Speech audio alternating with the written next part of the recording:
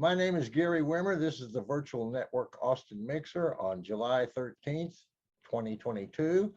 I'd like to have Donise Hardy, our in-house casting director, introduce herself.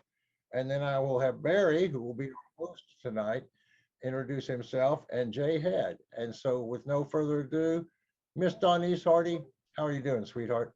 I'm fine. Thank you so much. Jay, welcome to the Network Austin Mixer. We're very happy to hear you. And some really good friends of mine, Lawana and Jason Drosh, send their love to you and your parents. And River just got back from Sofia, Romania. So he's in hog heaven right now. So, but we're very happy to have you here tonight. Thank you for coming. Thank you so much. I'm honored to be here. I'm really glad you guys gave me this opportunity. Thank you. Barry, tell us about yourself, and then take the liberty to tell us about Jay. And who's got Okay, all right. Come on. I'm Barry Rogers. I'm a publicist and booking agent and all of the above. And I'm based here right outside of Austin, Texas. I've gotten to know Jay through Quentin Aaron, who played Big Mike in The Blind Side. They have been good friends throughout the years and so forth. And Jay had went down, he did an event with us, Bo's Extravaganza in Louisiana. And him and Quentin had a booth there. And they ended up having like probably the biggest line out of everyone that was there. People loved them, and people lined up for 2 days. And Jay, what I've gotten to know about him is that he's one of the most upbeat, positive, optimistic people. We had to do a lot of promotion for that event, and no matter how many interviews I sent his way, he was always like, "Oh man, thanks. What's the next one?" Right? And he's got good energy, and I think that's that really makes a difference. As many of you know, Jay is an American actor, and he's also a speaker. Does an incredible job speaking. He travels the country doing speaking engagements. He's known for his roles in Hancock, The Blind Side. He's made appearances in movies and television all throughout the years. Jay was born with some challenges. He was born with what is called congenital heart defect. However, he miraculously was able to survive and overcome those challenges to go on and live his best life. And so he brings a lot of that testimony into his presentations and what he talks to people about. So the way we're going to do this is Jay is going to talk to us for about 25 minutes, and then I'll ask him some questions, and then we'll open it up to the audience and they can ask questions and so forth. So Jay, I'll let you take it from here. Awesome. Thank you, Barry. I just want to say thank you guys again for inviting me. It's pretty cool. I've never really done a Zoom speech, so I'm kind of excited about that to see how this goes. But I just want to say thank you guys again. It's a really cool thing. I was doing some research on you guys, and this is awesome. And you know, making art, making movies, it's been a big part of my life. I've been doing it a long time. And I think, making art, making movies, it's something kind of we all have in common. And I heard a quote, or I saw a quote, and I don't know who said it, so forgive me, but it's one of my favorites. And they say, art is anything that you make out of thin air that somebody else likes. And I enjoy that. I agree with that 100%. But to me, movies are a different type of art because, like, yes, music, it paints the picture in your head, but it still leaves a lot to the imagination. Movies put what you're supposed to be thinking right in front of you. And I really like that. I think that's why I was so drawn to them. They're raw. It's a lot of times you're taking somebody's reality somewhere and you're trying to recreate it in some way, shape, or form. And, we put it out to the world. And the reason we love movies and love going to the movies so much is because we love relating to them. And we love finding pieces of ourselves in these characters that we see on screen. And that guy reminds me of Jimmy, or that guy reminds me of Sarah. That's crazy. That's one of my favorite characters. And it reminds me, like, we love doing that. And I always loved Halloween. I always loved pretending to be somebody. I would be Spider-Man, Darth Vader, whatever costume my mom could make out of aluminum foil or printer paper. I was down. I was all in it, and I was totally sold. I think that's a good place to start. So I grew up in Central Texas. I'm from about an hour and a half, a small town about an hour and a half from Austin. It's called Gulfweight. That's it. Nobody's ever heard of it. If you've heard of it, like, hey, okay, yeah. So it's most people, they just drive through it. You blink, you miss it, and that's it. You keep driving. But that's where I'm from. And though I've had the pleasure to meet and work with some amazing actors like Will Smith, Charlize Theron, Sandra Bullock, countless, Jason Bateman, many others.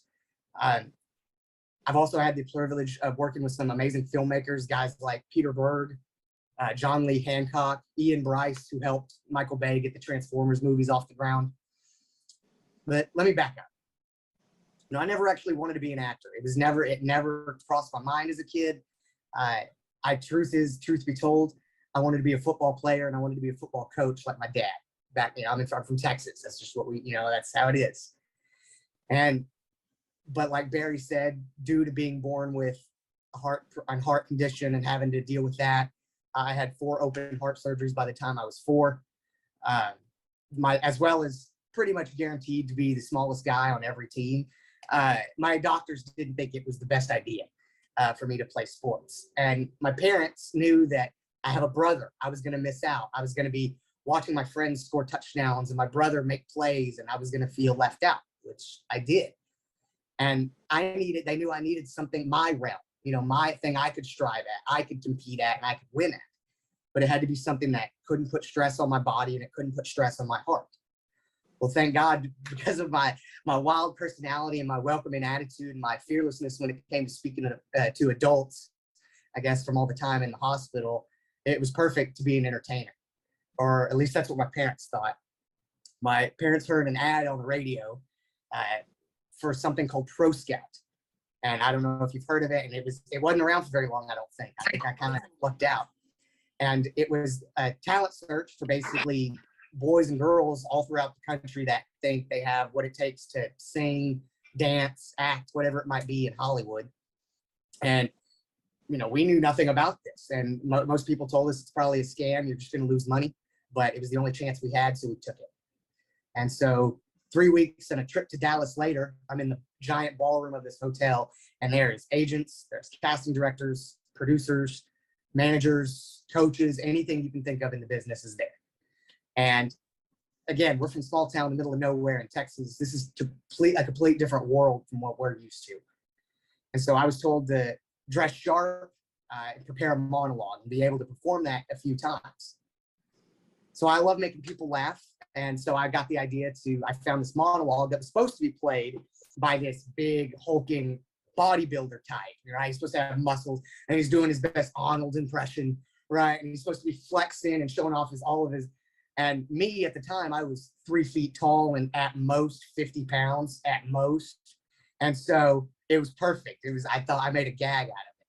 So I got on that stage in front of all those people. And the first thing I did was ripped off my shirt and started flexing. It was the best thing I could think to do. I started doing my lines. I was the tough guy, not supposed to be messed with.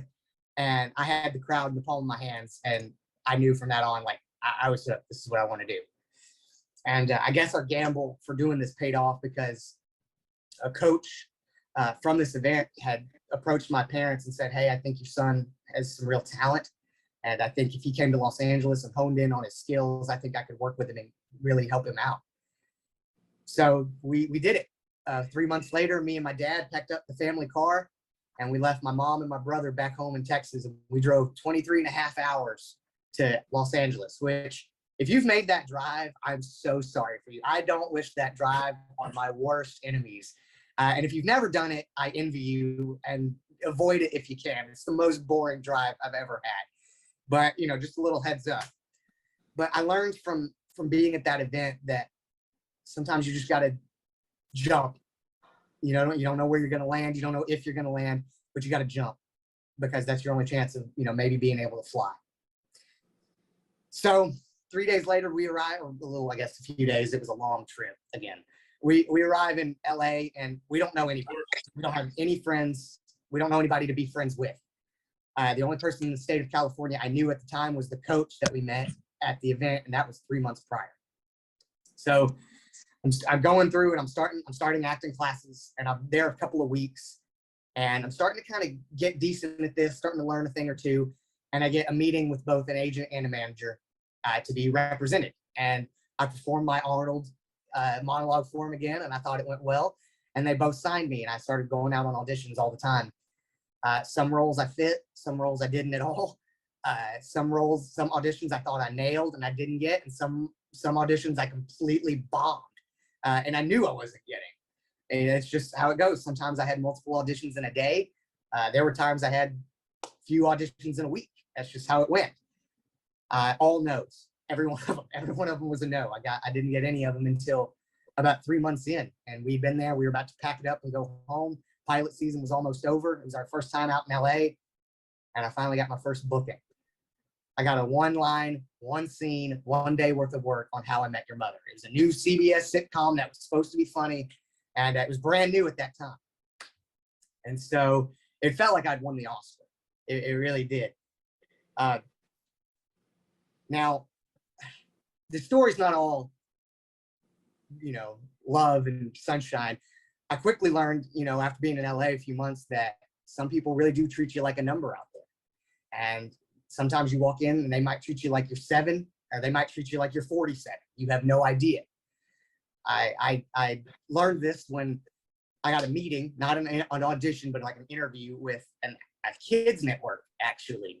And they wanted me to come in. They were going to ask me simple questions, and I was just to answer them as best as I could and be myself. So I show up, and now I was raised in Texas. I was raised, yes, ma'am, no, ma'am, yes, sir, no, sir, all that. And so I did. They asked me easy questions, kid stuff. What do you like to do? What's your favorite, thing in school? Do you have friends? What do y'all like to do? Easy stuff. And I thought it went great. And me and my dad left, and we were celebrating with some milkshakes, and we get a call from my new manager, and she is livid. She says, "What the hell did y'all do?" We had no idea what she was talking about. We said, "Well, what do you mean?" She said, "Well, I'll ask you, how do you think that your interview went?" And I said, "I thought it went really good." She said, "Okay, well, the producer said, and I quote, 'Don't ever bring that kid back in this office ever again. He's the most boring human being I've ever met in my life. He has the personality of a 65-year-old man, and he will never work in this town.'" I was 7. Like, I couldn't believe it. And I tell that story to people not to get sympathy and not to scare people from coming out to LA. I just tell people that because those are the first 2 big lessons I learned in Hollywood that have helped me for the rest of my life, and how early I learned them. And that's, if you're chasing your dreams, you're going to hear no, and you're going to hear it a lot. And if you're really wanting to get after those things and accomplish those things, you're going to keep going, even though you keep hearing no until you get that yes. And the other thing is that you better have some tough skin, because if you do anything worth it in this life, somebody somewhere is going to have something to say.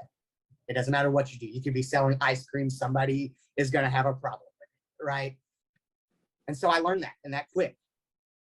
And I learned a lot more lessons over the years, going back and forth. I went back, for pilot seasons, for work. I learned that if you want anything worthwhile, you got to be willing to sacrifice some things.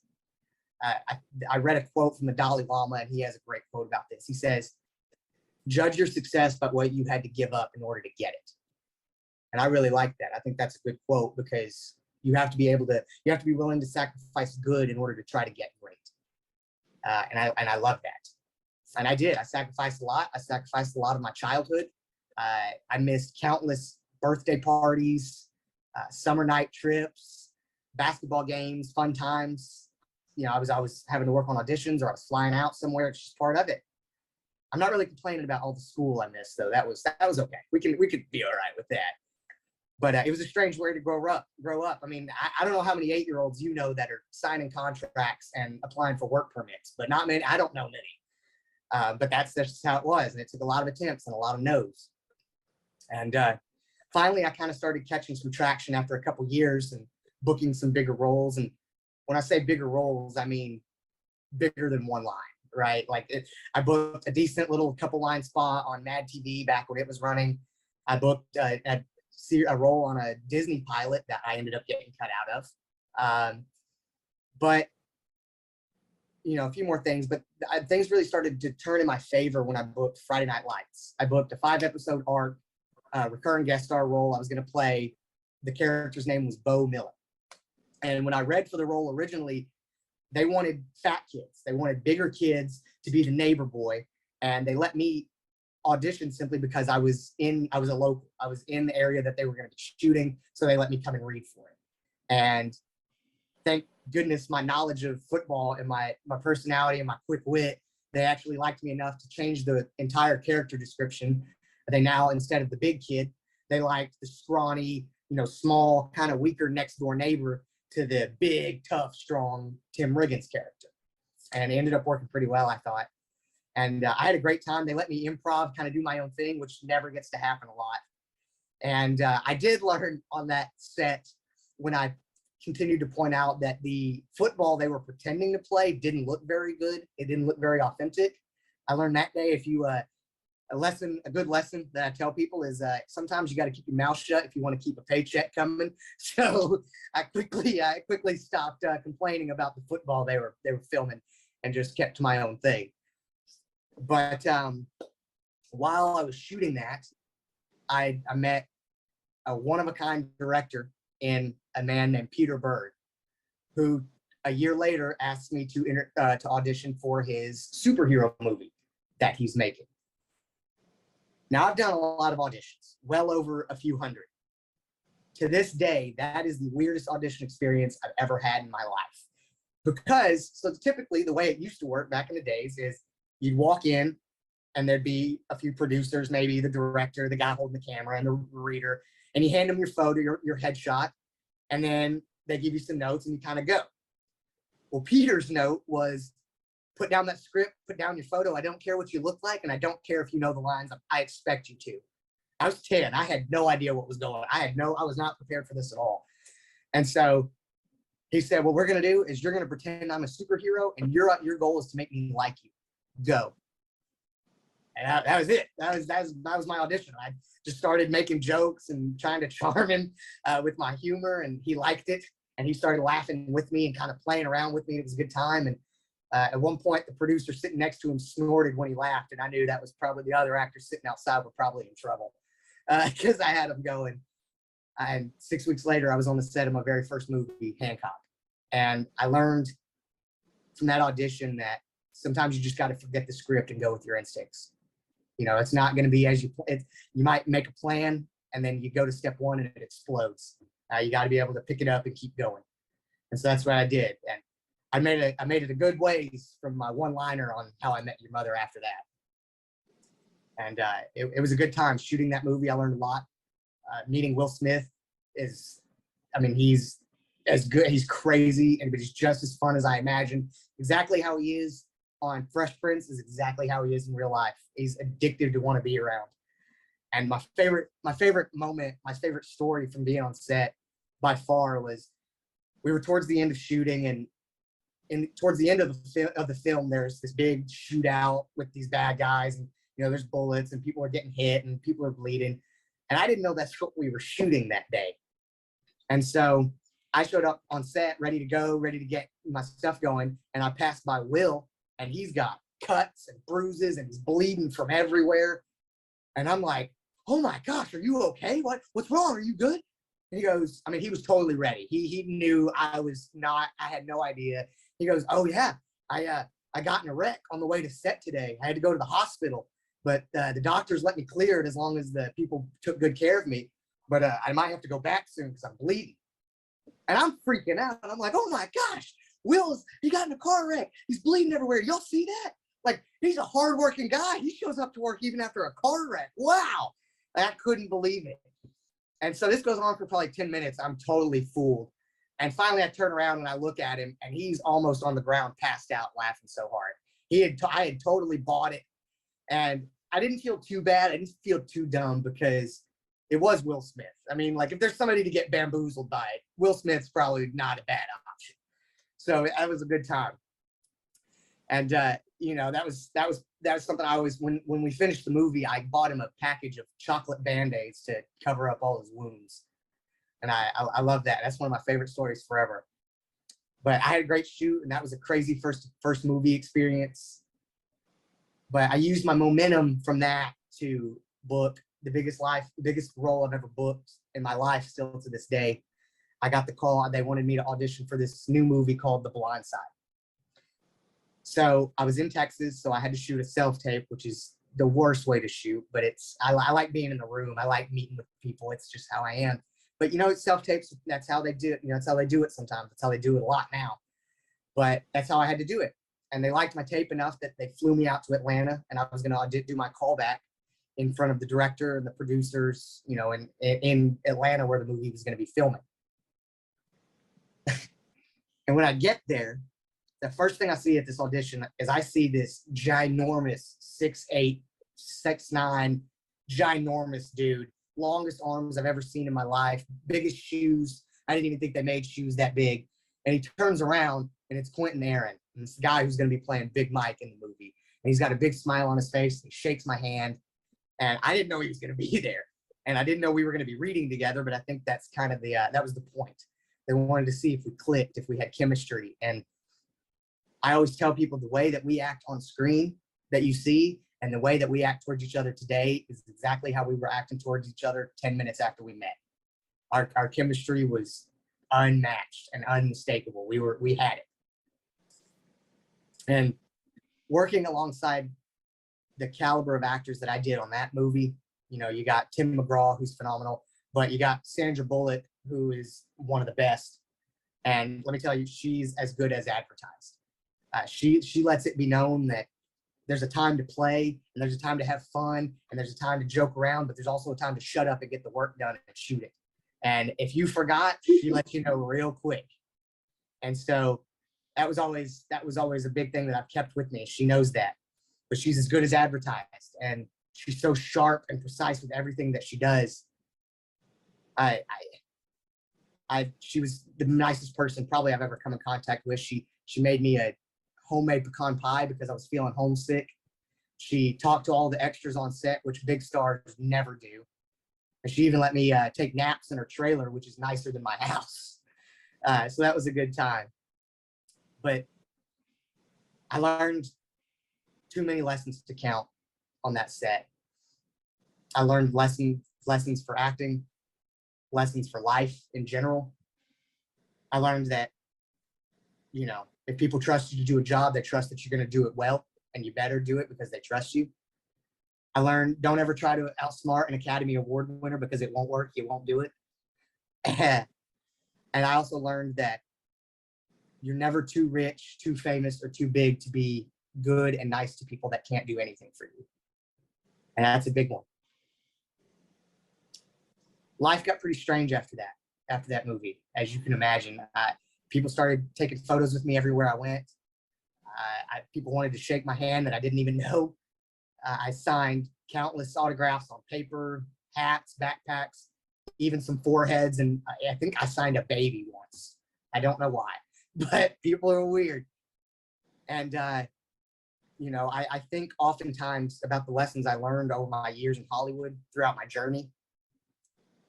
And they, you know, they helped me through school. They helped me through my teenage years, and they still help me today. All those lessons that I learned. And I don't know where I'd be without movies. I've had a pretty wild ride, and I hope to keep it that way. I enjoy making art.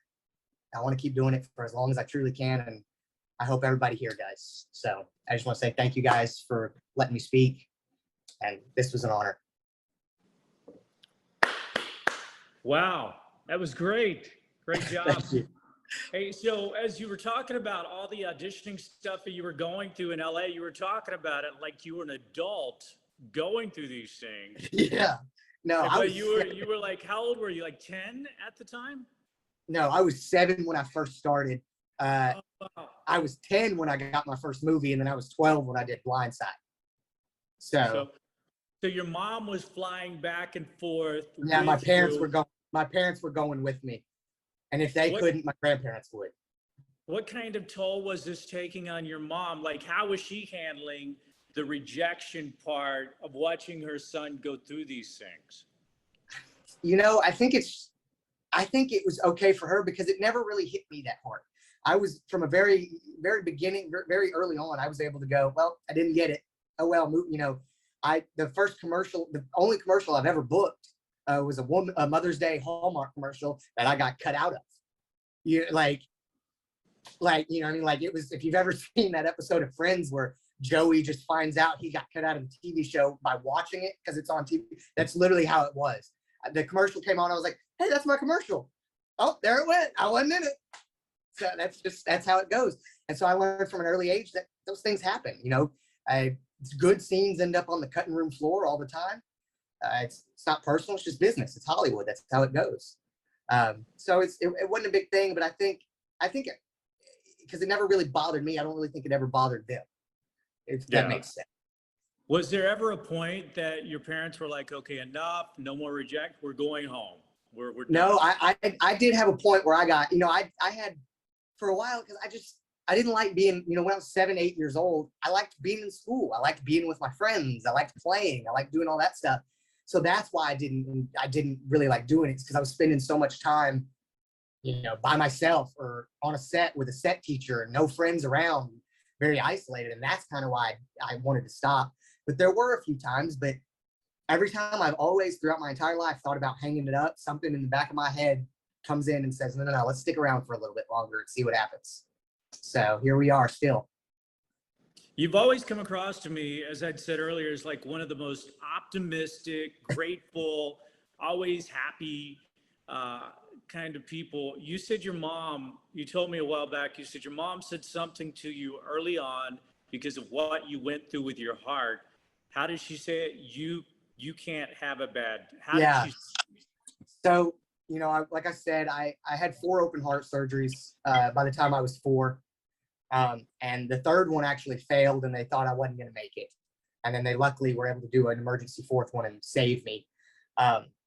So there were some pretty dark days, as you can imagine, when I was in the hospital.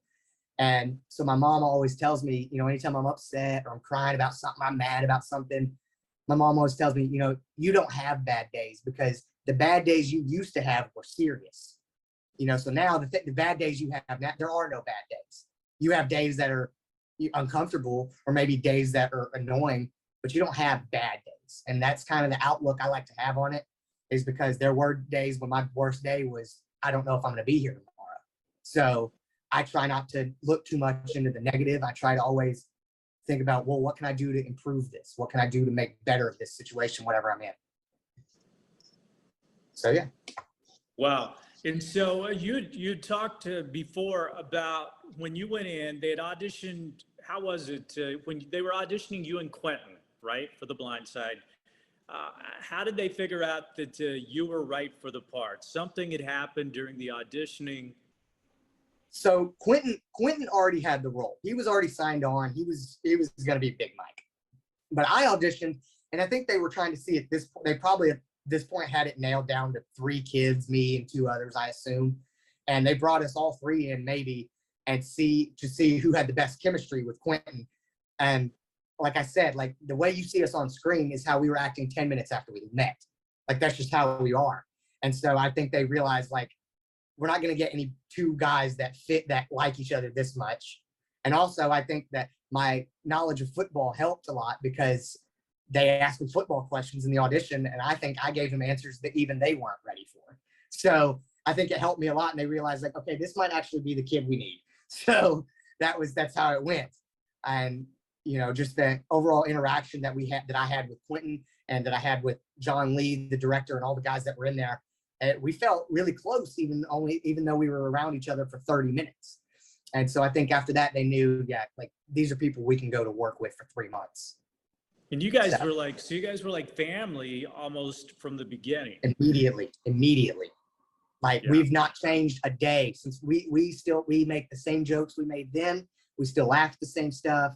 We're just as close as we still talk almost every week. Like, that's just I think that's the part that people would find most surprising is, like, it wasn't just in the movies. You guys are like legitimately friends.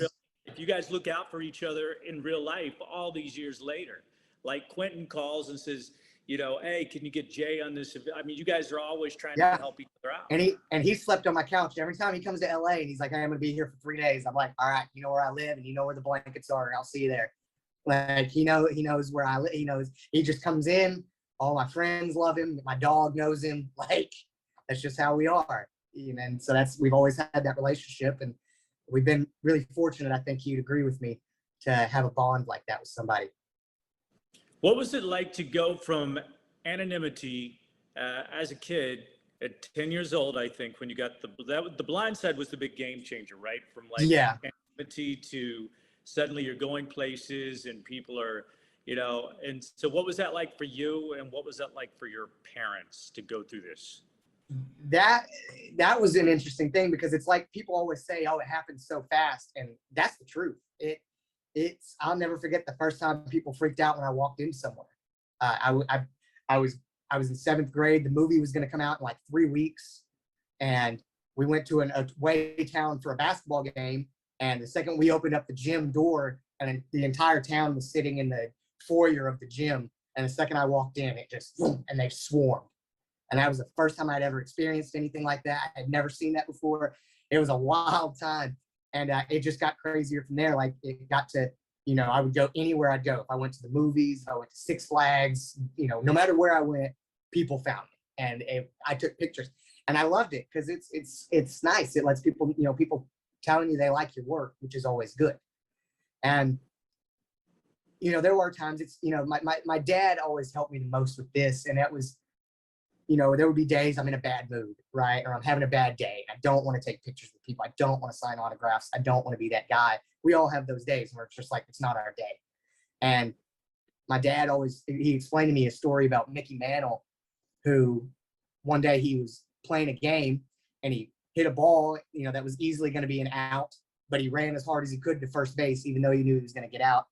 And a reporter asked him after the game, why did you do that? You knew you were going to be out. And he said, there's a kid up there in the stands that is only going to see me play today and will never see me play again. And I don't want that kid to think that I'm not going to try hard every time. And so even if I'm having a bad day, even if I'm upset, if somebody wants a picture, those people pay my bills. I'm going to take the picture. Like, at the end of the day, I'm going to sign the thing. I'm going to shake your hand. I'm going to ask you how your day is going, because it's the least I can do for people that allow me to keep doing this. Because it's you take all the fans away and the people that watch my stuff, and I'm back to being nobody, and that's it. Wow. So yeah, that's the way I look at it. What would you say did you have any regrets now? So you're 25 now. Do you have any regrets about having been in the industry and growing up in the industry, or is it pretty much like you wouldn't trade it for anything? I wouldn't change anything. No, I made mistakes. I made mistakes, on the road, and I made choices that did set me back a lot in this career. A lot of people ask, where'd you go? What happened to you? And I got offers after The Blind Side came out, big offers that I turned down, because at this point I was in 8th grade. I was 14 years old, and I looked up and I said, I've got 4.5 years of school left, and I'm an adult. I can do the acting thing when I'm an adult. I can only be a kid once. And so it was a big thing. It was a big decision I had to make to kind of put it up for a few years while I went to school and was a regular kid.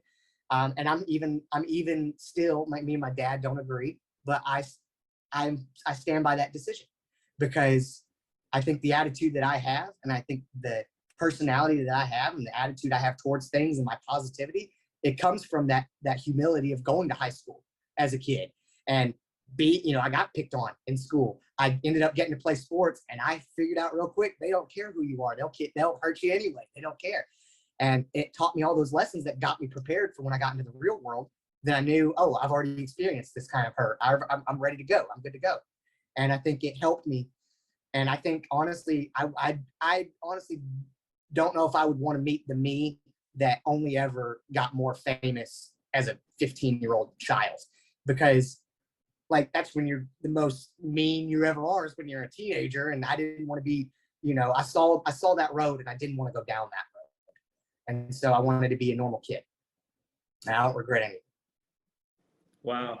You've been getting a lot of calls, a lot of bookings for speaking, traveling across the country. You and Quentin are doing a big appearance coming up in New Jersey here at the end of July, I think.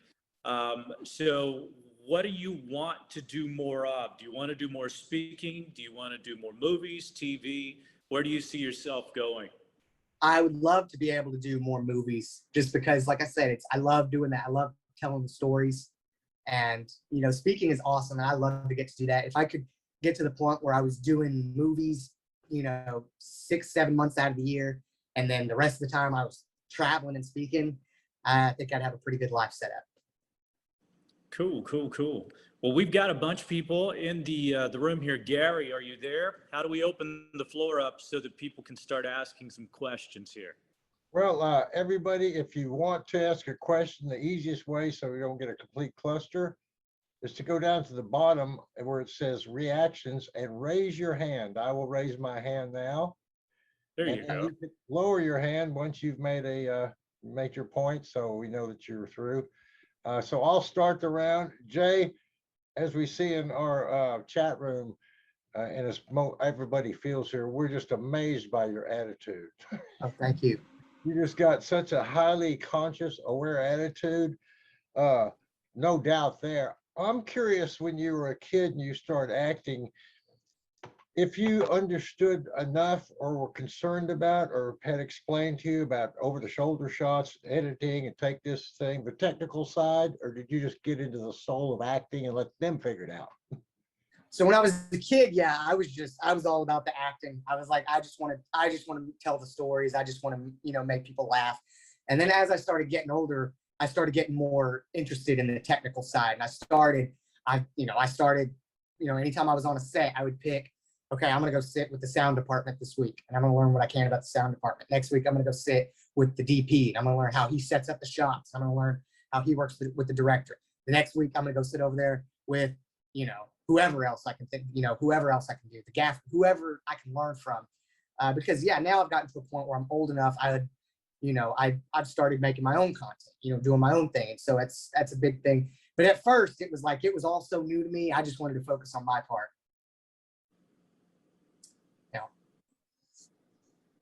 Wayne, how are you doing, buddy? You're muted. I'm good, bro. How are you? I'm doing good, man. It's good to see you. I'm glad you're here. I saw a friendly face that I recognized. Oh, yeah, man. Amber's here, too, by the way. Oh, hey, Amber. She's outside right now, but she was listening in on it, too. I actually turned the camera so you could see her, and then she was, like, looking in the mirror at herself, and it's like, don't do that. Don't do that. So my question to you, bro, is when can I get you out here to Louisiana to work with me and Quentin on another movie? Hey, you tell me the dates, I'll be there. Absolutely, brother. But what kind of roles are you looking for now? And by the way, there's Amber. Say hi. Hey. Hey, I'm good. Good. So I mean, I don't know. I like all of them. I guess it just depends kind of what the script is, what story we're telling, and kind of, you know, but I like doing it all. I like the challenge of trying to shape shift. right. Are you looking for a specific genre, action? Are you trying to do, you know, the buddy cop, you know, the buddy, like the side kid? Right. What are you trying? I think action would be pretty cool, and kind of doing like a darker thing, because, you know, I've done the family stuff, and that's fun, and I still like to do it. But Yeah. you know, exploring a darker side is always something I've kind of been curious about. I've only got to do it a little bit. I see in my mind, you've got this nice demeanor, and you're so nice. I mean, even in person, man. I mean, that's why we love you. But you got this whole nice demeanor. I think it would be kind of powerful for you to come out and play this just like someone completely just dark. You know what I'm saying? Right. You just some opposite of who you really are. Just to get out there, almost kind of like, did you watch The Black Phone or something that just came out? Oh yeah. It's something like that. You know, I want to see something where you get to escape from, be this nice kid, but then escape and show us your dark side. See the other side. Yeah, I totally agree. That's exactly kind of the same boat I'm in. That's kind of the way I think about it as well. Yeah. Well, I'm very proud of you, and so is Quentin. And Thanks, and keep doing what you do, and we're there to support you 100%. A-team, brother. A-team. A-team, man. Thank you. Right, Barry? A-team. There you go. Danny. Hey, man, nice to meet you. Hey, so not everybody's ignorant of where Goldthwait is. one of my teachers and coaches from high school, still a good friend of mine, and I go to Goldthwait very, very regularly. I used Oh, to eat that's the fine. wagon wheel all the time. I never hear that. That's crazy. Every time I tell people, oh, that's where I'm from, they go, yeah, I've never heard of it. I don't know it. It's kind of interesting. You know, Goldthwait is a Norse word. Yeah. And most of the towns around here are Czech or German or Scottish or something like that. It's pretty interesting. But It I have a is. funny question, because the first time I went out to LA, I grew up in a rural area. Well, I grew up north of Austin when it was rural. It's not that anymore. Right. This is a cultural question, because I went out to LA and I'd be walking somewhere and someone look at me, I go, hey, and they would look at me like, what in the living blankety blank F are you trying to do to me?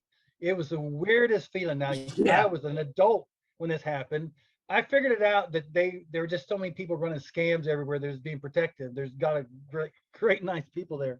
But as a kid, did you feel weird coming from a smaller place? And did you have to make an adjustment? And did it affect you when you're trying to look for work? Oh yeah, it was a total culture shock. You know, like you said, you know about Goldthwait. Everything closes at 5. Like, you know what I mean? Like the only restaurants anybody would know is Subway and Dairy Queen. There's other than that, it's all mom and pop, you know, diners.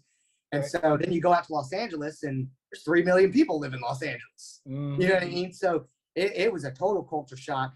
And I enjoyed it because it was polar opposite from what I was used to. No kidding. And I think I took to it very well. I enjoyed it. I liked it. It's a beautiful place. You know, it's a little crazy, but it's a fun place to be. And I enjoyed every bit of it. And that's why I always liked going back. I think that was a big reason I was able to continue for so long. Did you like the cool weather at night? Oh yeah, I liked it because, you know, I was so used to Texas where it's just 1,000 degrees all the time. And Yep. so, yeah, when it dropped at night, it kind of felt good. First time I went out there, we were going to a park and some guy told me, now bring a sweater. I'm like, Yeah, you have to. dude, I was so damn cold. The sun started going down. It was one of those Yeah. parks, kind of in the hills, sort of inland a little bit from like Malibu or whatever. So that Yes. cold air just started sinking, and it'd been 90 degrees at night here every night when I left. Yeah. And Oh it yeah. got That's there it's at so 58. strange. Awesome. You'll never know what it's going to be. It might be 100 at night or it might be 40. You never know. You got to have a jacket just in case. Yep. Pretty cool. Yeah. Well, good luck with everything, man. Somebody else wants to Thank talk, you. I'm sure. Thank you. Danny Maris, you want to go? Yeah, what's up, Jay? Thanks, man. I appreciate it. For sure, brother. Dude, yeah, even on Zoom, your energy is still coming through, like you said, bro. So that's super cool. So I was just curious, like, how did you like still practice stuff when you didn't have a gig? Like, did you take acting classes and stuff like that? Or like, how do you practice when you're like, don't have things, and how do you prepare? Like, I don't know, because like I feel like with basketball or something, it's there's an easy, like, clear way to practice, you know, shoot free throws or whatever. But like, I don't know, for acting, I'm like, oh, I don't know how to, I want to practice, but I don't know how, you know. Honestly, you know, I was that weird kid that was always rehearsing in his room to the mirror or to the wall. That was always me. I was always the kid doing voices, you know, so that I in a way, I think that's kind of practice, because I've used a lot of the stuff that I just messed around with and made on my own in my work. But yeah, I would think, you know, being in a good acting class with some good people around you is good, because it challenges you. The way my manager and my agent always talk is like kind of like you said, is like, if you want to stay in shape, you got to go to the gym. Well, acting classes or improv classes or these things, whatever you're doing, you know, reading scripts, writing your own scripts, finding monologues and practicing them to yourself, whatever, though, that's all going to the gym. That's working out. That's working out that muscle of acting. And so it's like any other muscle. If you want it to be strong, you got to train it. And so, like, if you'd like to work more on dramatic, figure out, you know, find some scenes that you could do. There's tons of scene books out there. You know, find a partner. Y'all can run scenes together. Go to class, or even, it's fun. I'll go out to In-N-Out Burger in character, in whatever character I thought about today.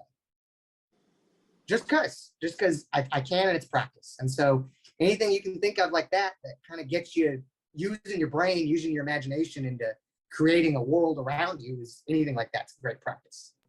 Awesome, thanks. And how often would you say you were like practicing, you know? Like, I mean, it depends because I'm always doing weird voices. So I don't know if you count that. You know, I'm always talking to my friends in voices and saying weird things. So technically you could say I'm always practicing. But I like to stay pretty sharp. I actually just, this week I finished up with a play that I've been working on since February that I did just to keep me sharp because Hollywood was still kind of slow due to the pandemic. So I was like, well, I'll do a little theater just so I'm not sitting around. Which is what I did. I actually enjoyed it. I think it's so much more challenging, but you know, it's always good practice. Anything like that works. interesting. All right, thanks, Jay. I appreciate it. Absolutely. I'm definitely gonna butcher this. I apologize, but Anitaka? It's Anitika. Okay, Anitaka. Okay. It's thank okay. you. It happens all the time. No Okay, worries. good. I was like, everyone thinks my name's Joe, so it's like I totally get it. Yeah, no, thanks again for just coming on here and chatting with us, answering questions. I live in Austin. I've been acting for about 2 years. I've been doing a lot of commercials. The goal is to transition onto Netflix series original, things of that nature. I'm actually heading to LA tomorrow morning. So I'm curious, do you have any recommendations on areas where creatives like to come together, network, get to know each other, things of that nature? Well, the cool thing about LA is, and like Hollywood, is basically every barista you meet, every bartender, every waiter is an actor, is a singer, is a dancer, a director, something. So all you got to do is go out and ask, what do you do? Why are you here? And they're going to tell you, I'm a bartender, but I want to be an actor. I'm a waiter, but I want to be a singer. It's everybody I meet. It's like, I have 5 friends. One's a voice actor. One, she doesn't act anymore. She used to. One is a model. One's a singer. Like they all do that. And we all met through like either acting classes or just met at a restaurant or at a thing we happen to be at the same time. Wow.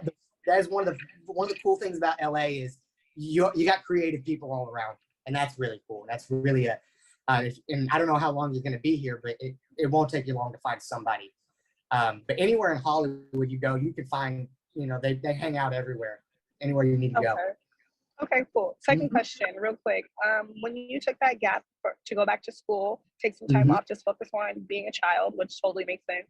Did you keep your same rep or did you drop representation? I did. Okay. I had the same rep until I was 19. We ended up kind of splitting off because they were more weaponized and ready to manage kids and represent kids and get kids out. But I'd kind of grown past that. I was now looking to be an adult and do adult roles. And that wasn't their strong suit. And they told me that from the beginning. They said, hey, look, you know, we got you when you were a kid, and that's typically the range we run in. That's where we make our, you know, that's where we do it. And so I changed reps. I've changed reps a couple of times, which used to freak me out. It used to really bother me, but I've talked to a lot of, you know, veterans, girls and guys that have been doing it for 30, 40 years. And they're like, you know, you just got to find somebody that works with you. Somebody that, you know, my manager always says, you want somebody that you feel comfortable walking into a battlefield with or walking into dinner with your mom. You want somebody that could do both. And you know what I mean? You'll get somebody good that likes you, knows what you can do, and you trust that they get you out. Okay, awesome. Thank you so much for answering my question. Absolutely. Yeah, you remember TJ, right? Remember TJ? Oh, of course. Yes. Drop. I think she's got her hand raised there. Yeah, I was literally calling on them right now. Oh, she's muted. Okay, can you guys hear me? Yes. I'm so sorry. I'm first of all very nice to see you. Hopefully to get to meet you in person soon. I don't know what. Can you guys hear me? Yes. Yeah, we can hear you. Okay, it was going crazy on my end. You know, one of the questions I'm always like to ask is what do you believe is the best piece of advice someone gave you, whether that was an agent or you know, another actor, director, producer, whatever, and in turn, what is the best piece of advice you give other people in your situation? So some of the best advice I've ever gotten is, first of all, is just being yourself. Don't ever apologize for it.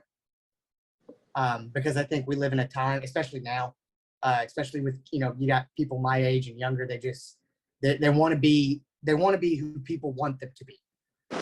And they put on, you know, whatever mask they think people want, and they think that's how they get friends, and they think that's how they improve. But it's not. I've learned that the best work I ever did was when I just let everything else go, when I was just myself, and I just let things flow naturally as they would.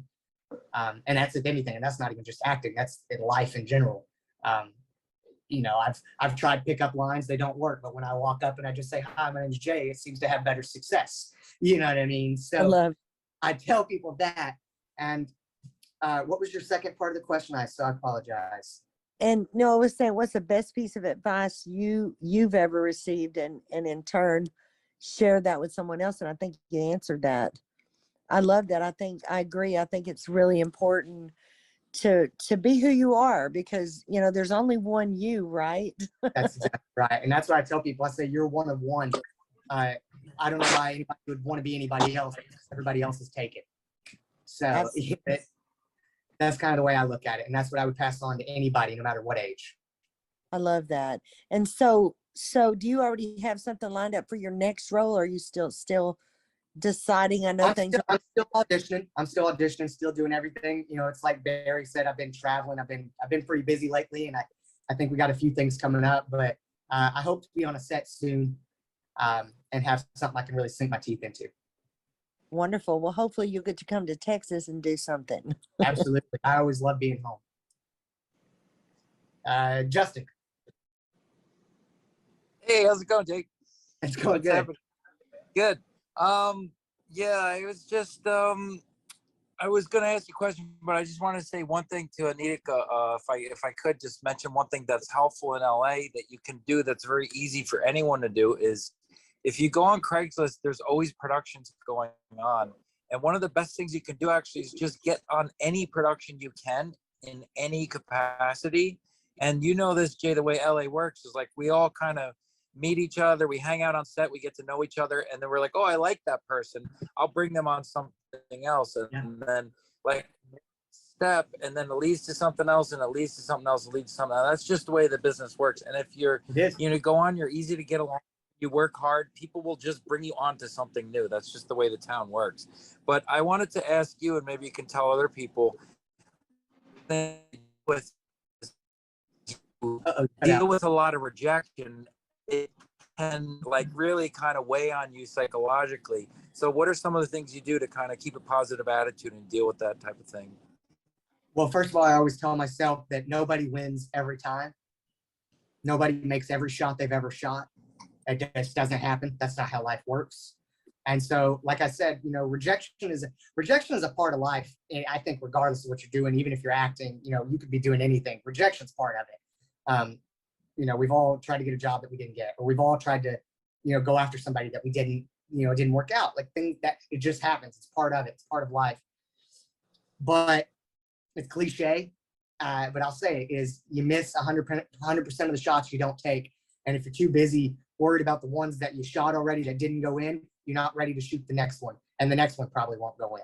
So the best thing to do is, if it doesn't work out, you know, it's the second for me, like when I do auditions, the second I send my self-tape or the second I walk out of the room, it's out of my hands and I don't think about it anymore.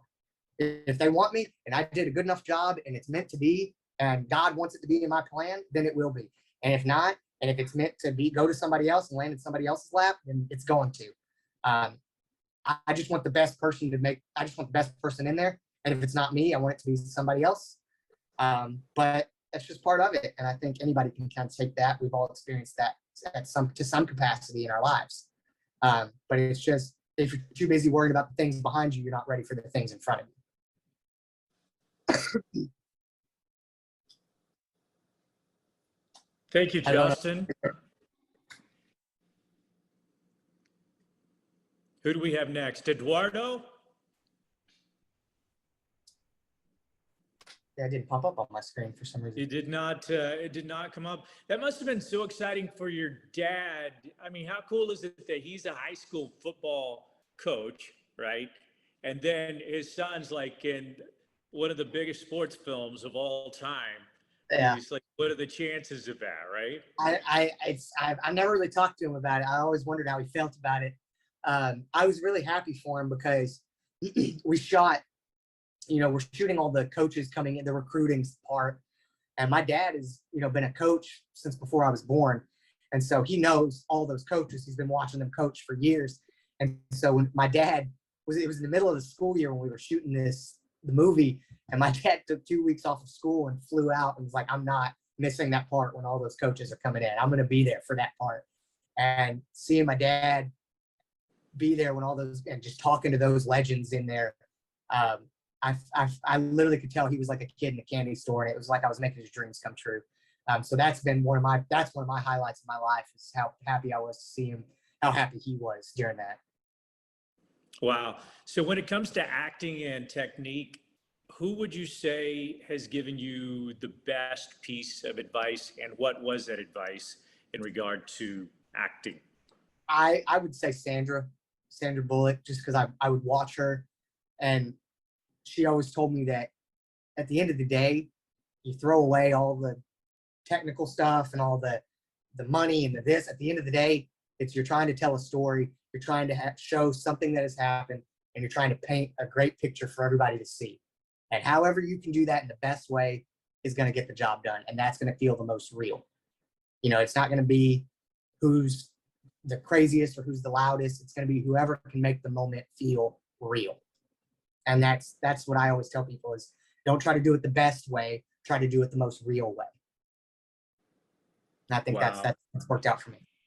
And if Sandra Bullock says it, she's got, I think I'm going to listen to her. She's definitely credited enough. I think that's safe advice to take.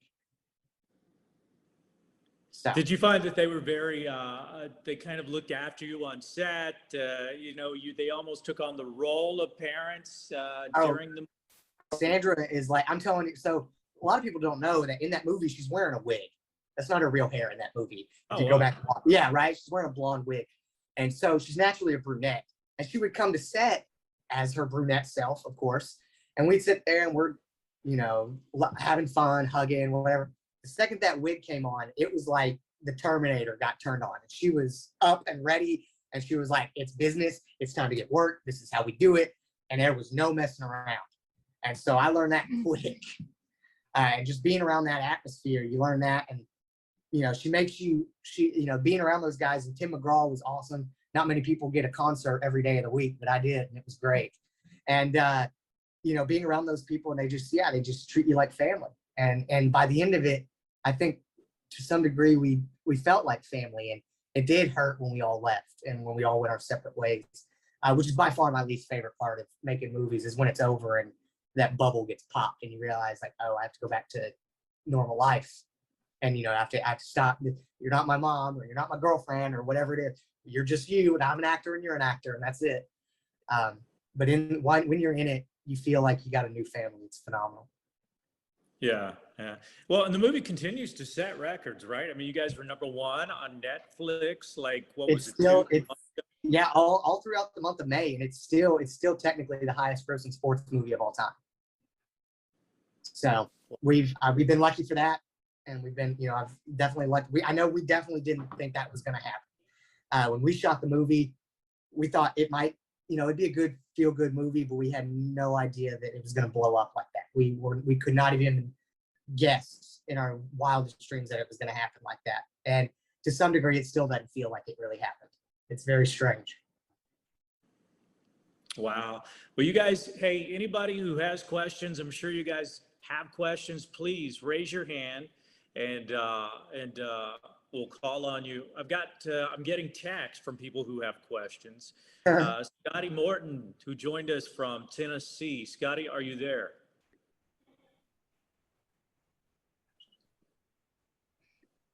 Scotty? Hey, Gary, are you there? Yes, I'm here. I don't see a Scotty on the list. Let me see if he just tried. Is he not in there? He had sent me a text, and I didn't. Oh, there he is. There you go, buddy. How you doing, Scotty? I'm good. I'm traveling down the highway here. Yeah. Scotty is, by the way, just he's got one of the most incredible voices. You were what, male vocalist of the year at the Josie Music Awards, a very celebrated music event that happens. This year they're going to be at the Grand Ole Opry House. So Scotty, he's just got one of those barreling voices, but he wanted to be on here tonight. So Scotty, you got a question for Jae? I really just enjoyed the movie, and you done really good on the acting part. So I could watch it over and over and over again. One of my favorite movies. I thank you. That means a lot. I truly appreciate that. I love it. It's a good movie, that's for sure. Thank you. Do people Elise, ask you have a you, have you question? ever thought of actually teaching, going into the teaching part of acting and having your own school for this? So I never thought about my own school. I've thought about having maybe my own workshops, because I've coached a little bit, taught a little bit, I guess you'd say. The guy that discovered me out in Dallas, me and him are still very close. And he has workshops, he calls them boot camps.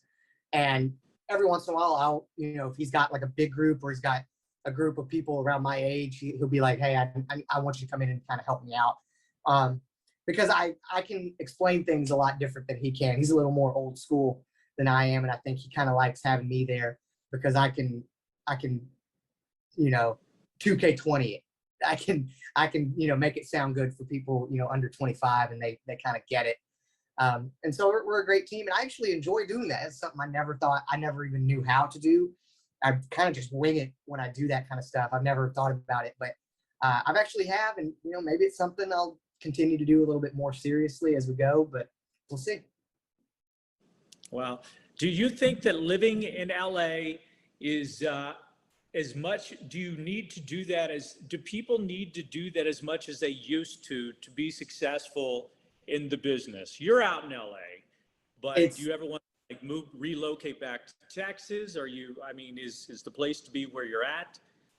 I honestly, I think about moving home back to Texas almost every day. I mean, it's so weird. I want to say yes, and I want to say no to that, because we're at a point technology wise, you shouldn't have to live in LA. You should be, because we have technology. You can reach anybody from across the world if you want to now with the tech we have. It's a lot different than it was 10, 15 years ago when, like, if you weren't in LA, you weren't getting the auditions. Like, you just weren't. And nowadays, I think a lot of it, because of the pandemic, they still want local people because they don't want the hassle of having to fly you from somewhere and all that kind of stuff.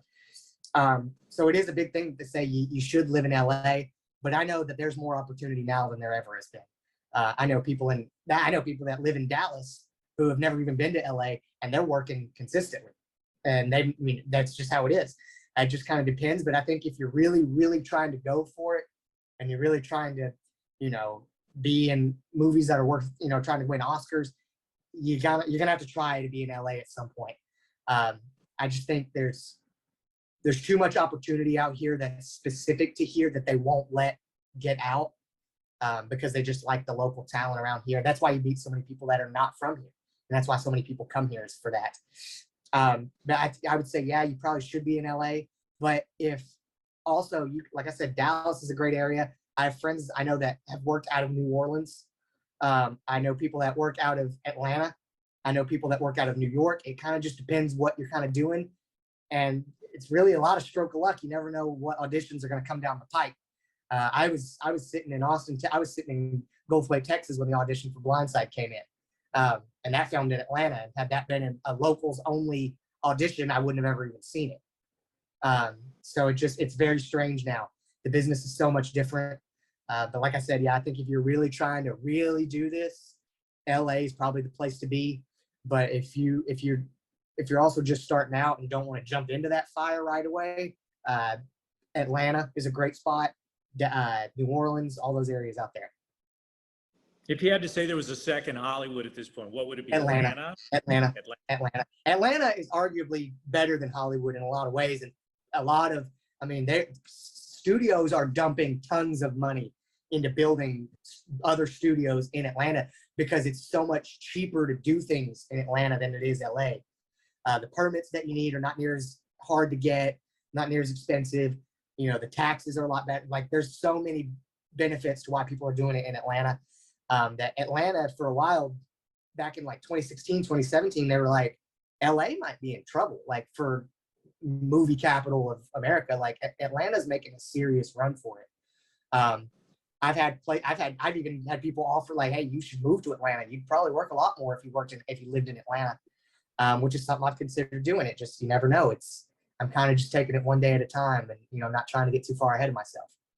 But I would say Atlanta is the best option. One thing's for sure, as an actor, you have to be so nomadic, you move from one location. So it looks like Danny, you've got your hand raised, and Donise. Yeah. Hey, it's me again.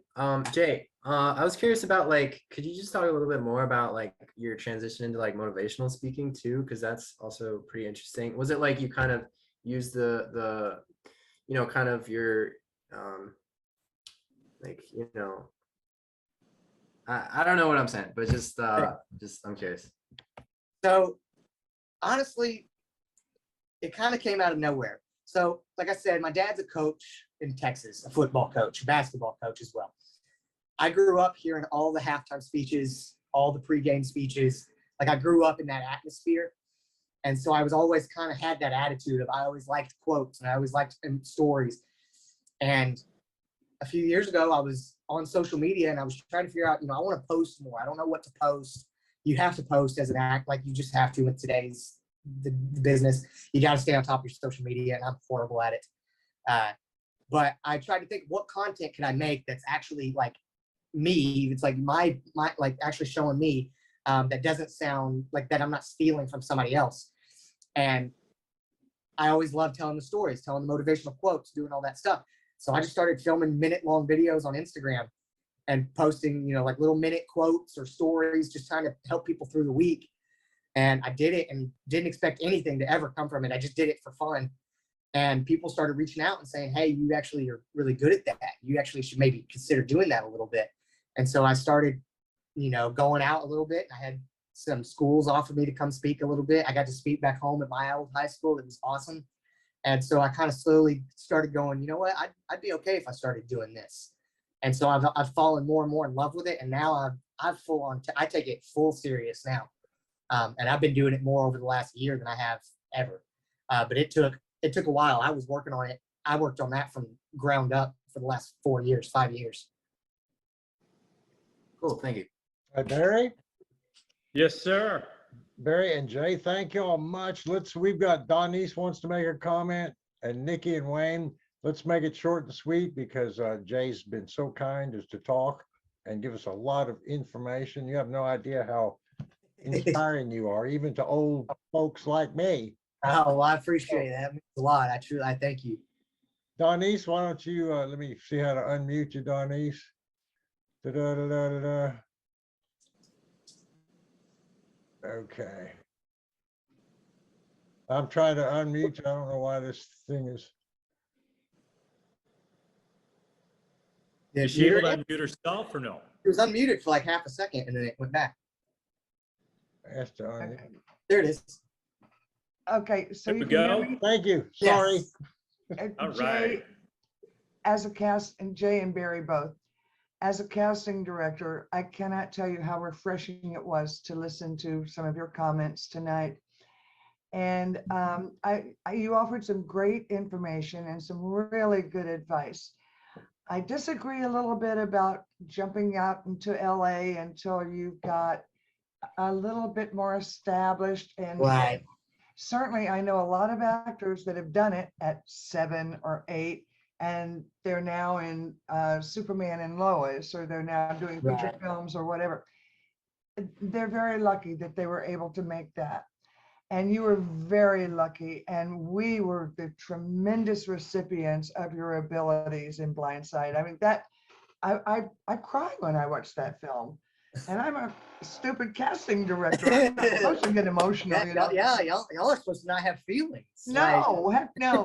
But I just wanted to say thank you so very much for your generosity of your time, which we've got you 11 minutes over, and all of the information you gave us. We truly appreciate it. And I hope that we can invite you back another time. I would be honored to be here again. Oh, Thank you. we would be the honored ones. And Barry, thank you so much for inviting Jay and bringing him on board tonight. We truly appreciate you. And I just want to say good night, Gary. Thank you very much for hosting.